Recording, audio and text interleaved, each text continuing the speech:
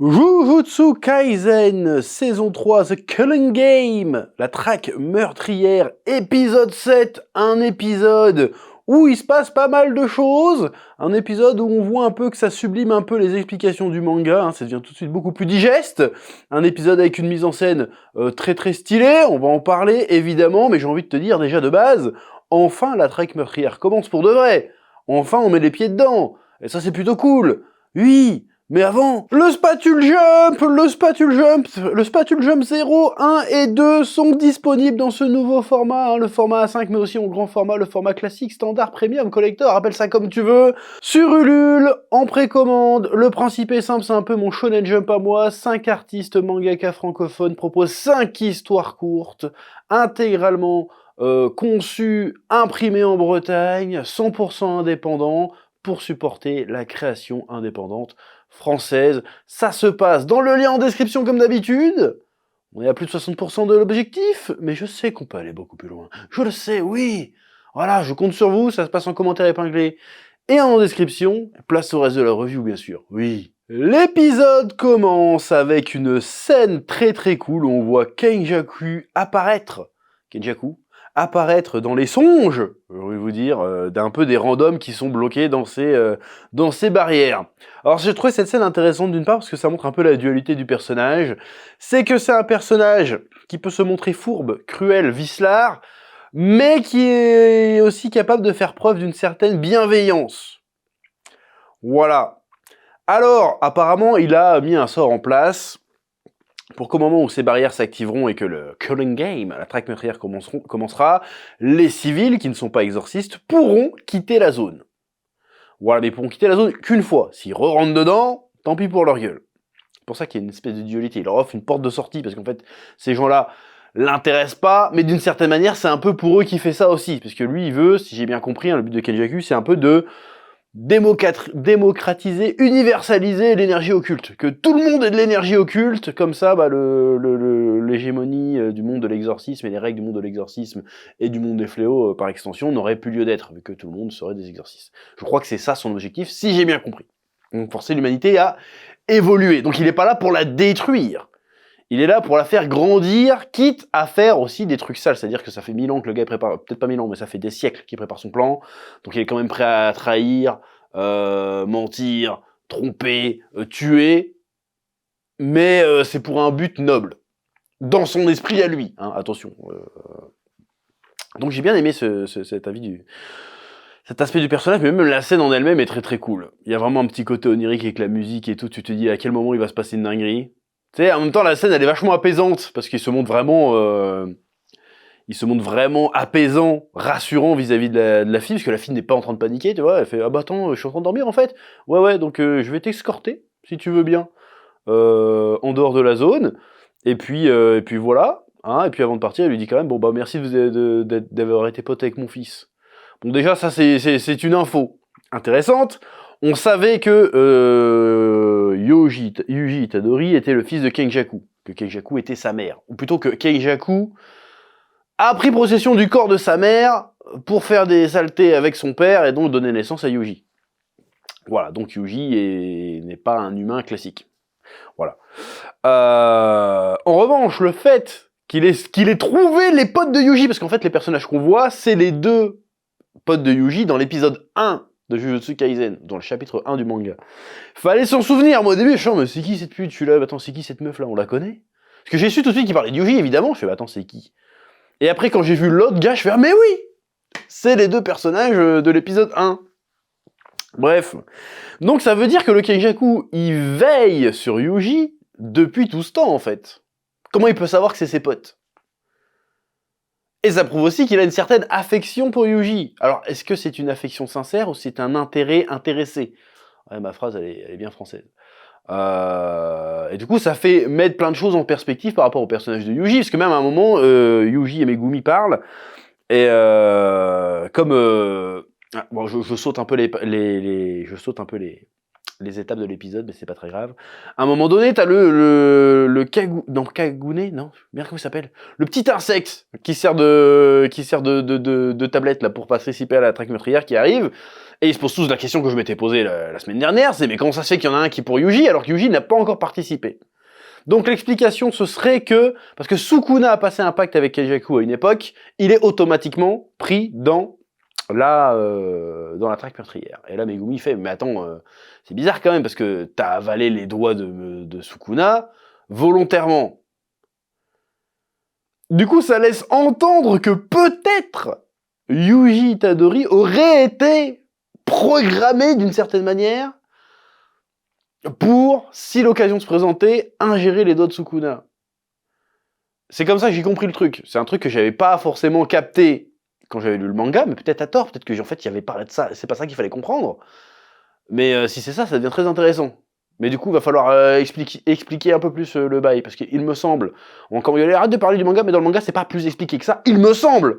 Et encore une fois, peut-être que je suis passé à côté de l'explication, et peut-être que revoir tout ça en animé va me permettre de mieux comprendre le délire. Bref, donc j'ai trouvé cette scène très réussie, très cool, surtout quand il y a la révélation qu'en fait elle est en train de traverser, il y a des fléaux dégueulasses partout, et que lui il a fait non, regarde-moi plutôt, viens, il cacha à la vue des gens, tout en les guidant dehors.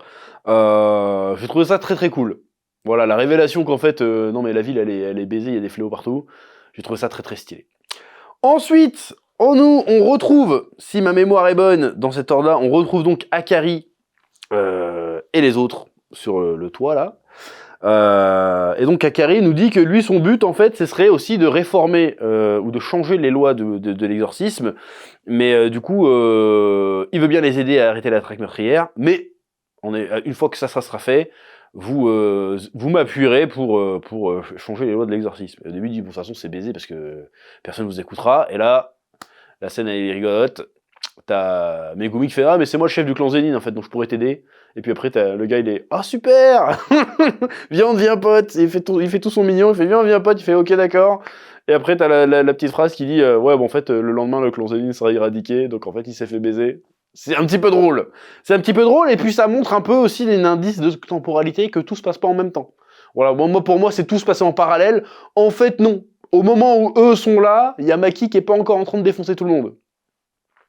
Ça, je trouve ça plutôt intéressant, la temporalité un peu différente des différents événements qui sont pas forcément en parallèle.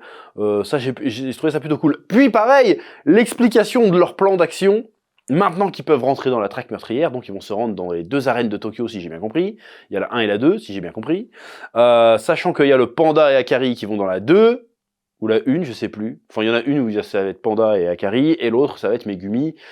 Et Yuji fait ouais, on veut pas changer les équipes parce que si jamais Sukuna je le sens pas là, vas-y, effondre ta gueule. Allez, hop. Et là c'est intéressant parce qu'on comprend que là ils ont un triple objectif d'une certaine manière, c'est de choper 2 mecs puissants qui ont plus de 100 points, donc il y a le Iguruma qu'on n'a pas encore vu et le Kashimo. Kashimo, je me tape pas l'onde, c'est Kashimo je crois. Donc ils vont essayer de les péter pour les forcer d'une certaine manière à changer une règle qui permettrait, d'une part, déjà, je crois que le premier vœu qu'ils veulent faire, c'est que les joueurs peuvent s'échanger des points, et après choper d'autres points pour changer encore une règle, pour permettre à la sœur de Megumi de quitter la traque meurtrière. Et ils font ça, et en parallèle, ils doivent localiser l'ange, qui aurait le pouvoir de déceler Satoru Gojo. Voilà. Et comment c'est expliqué dans l'animé, ils ont réussi, selon moi, à rendre ça beaucoup plus digeste que dans le manga.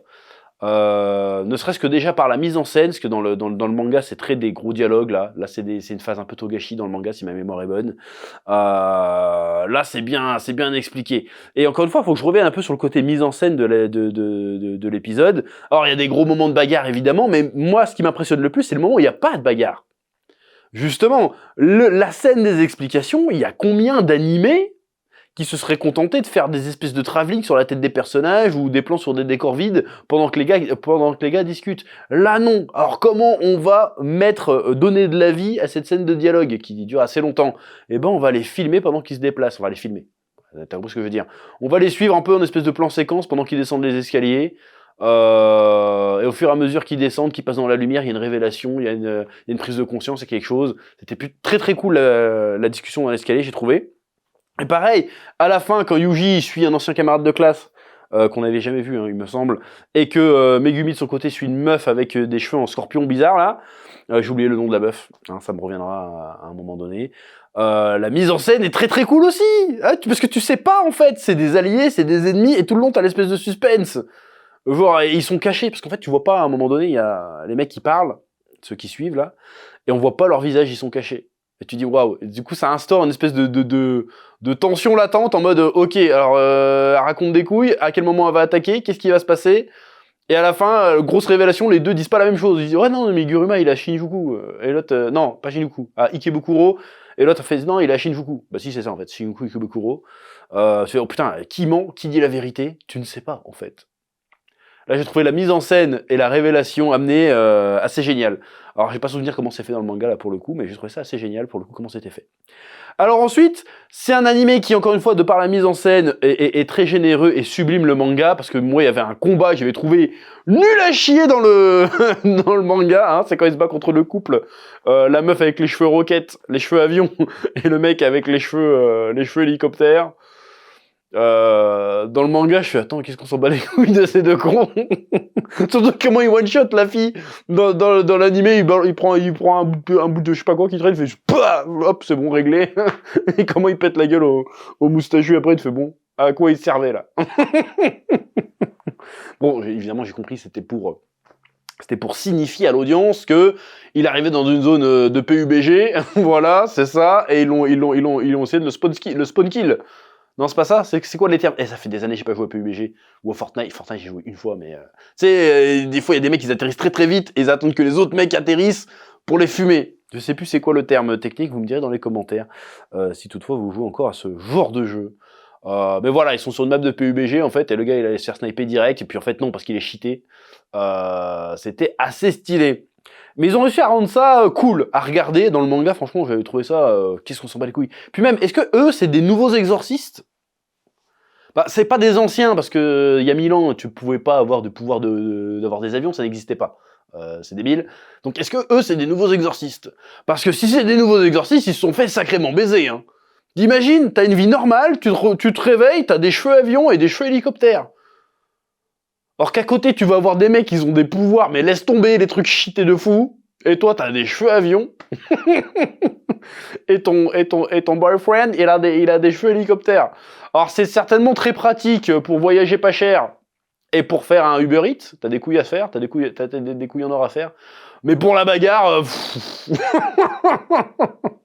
tu tombes sur des randoms, ouais, mais tu tombes sur un vrai exorciste, tu vas te faire fumer, c'est sûr. Attends, j'ai des cheveux hélicoptères. Je m'en bats les couilles, bam, Black Flash dans ta gueule, t'es mort. Ça m'a fait rigoler, Bref, donc un épisode plutôt bien mené qui arrive, moi c'était un peu ma peur avec cette adaptation du Culling Game, c'est que j'ai trouvé qu'il y avait certains passages qui étaient assez lourds dans le manga, et ils ont réussi vraiment à les rendre intéressants et à fluidifier le truc dans l'animé, tout en proposant toujours une mise en scène et une animation de très grande qualité.